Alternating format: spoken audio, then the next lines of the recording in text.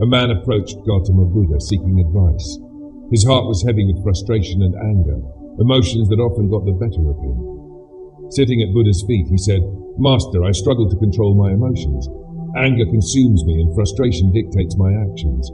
Please show me the way to find peace." Buddha smiled warmly, gesturing for the man to sit beside him. "Let me share a story," he began, his voice calm and soothing.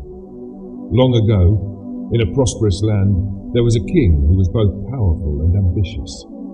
One day he decided to visit a neighboring kingdom, curious about its ruler's reputation for wisdom. The visiting king was received with great honor. The host king, eager to welcome his guest, prepared a grand feast filled with delicacies.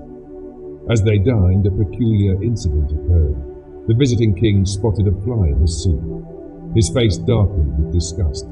Slamming the table, he commanded his servant to bring him another bowl.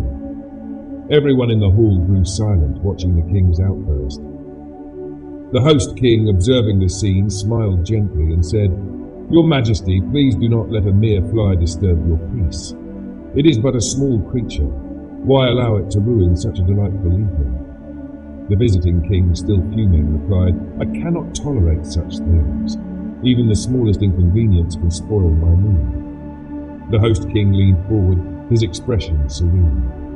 "Your Majesty, it isn't the fly that has ruined your mood. It is your reaction to it. The fly is insignificant, yet you have given it the power to control you. Emotions are much like this.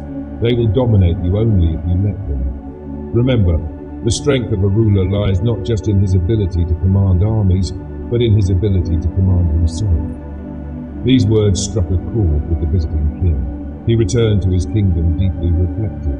Over time, he began practicing the art of controlling his emotions, starting with small daily annoyances.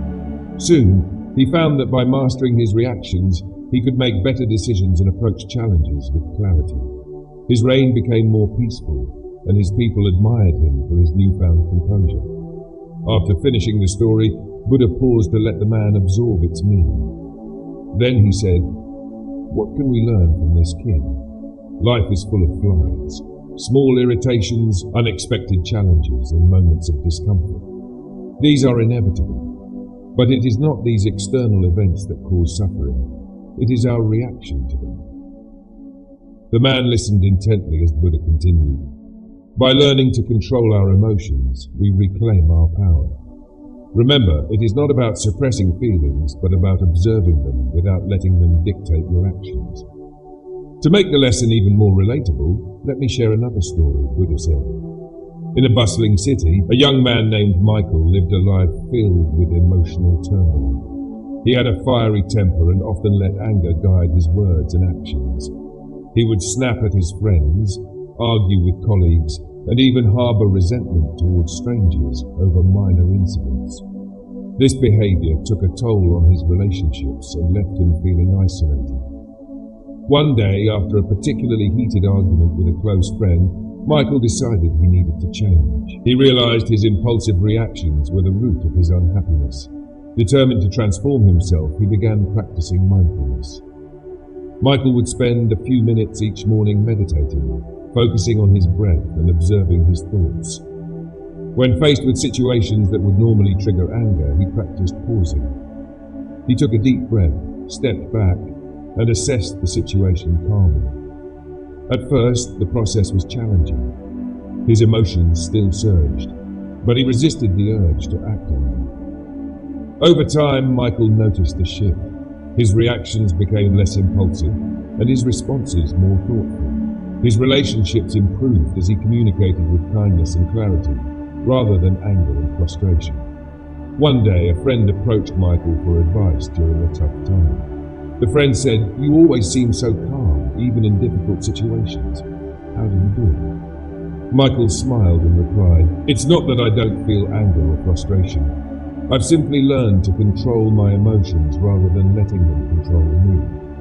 It's a skill anyone can develop with patience and practice." As Buddha concluded the lesson, he shared some of his timeless wisdom. Holding on to anger is like drinking poison and expecting the other person to die. You will not be punished for your anger. you will be punished by your anger. The mind is everything. What you think, you become. He explained, by letting go of attachments to fleeting emotions and practicing compassion, we can cultivate inner peace. True strength lies not in suppressing what we feel, but in acknowledging our emotions and choosing how to respond. Buddha left the man with actionable advice. 1. Pause before reacting. When faced with a triggering situation, take a moment to breathe deeply. This pause creates space between emotion and action. 2. Practice mindfulness. Spend time each day observing your thoughts without judgment. Meditation can help you develop this awareness. 3. Embrace compassion, both for yourself and others. Recognize that everyone, including you, is doing their best in the moment. 4. Focus on the present. Let go of the past and future worries. Concentrate on what you can control, the here and now. As the man left, he felt a renewed sense of purpose. He realized that mastering his emotions would not only improve his relationships, but also lead to a more fulfilling and peaceful life. Remember, Buddha once said, in the end, only 3 things matter. How much you loved, how gently you lived, and how gracefully you let go of things not meant for you. This is the power of emotional control, a skill that transforms lives. Let it inspire you to reflect, grow, and embrace the path to mindfulness and peace.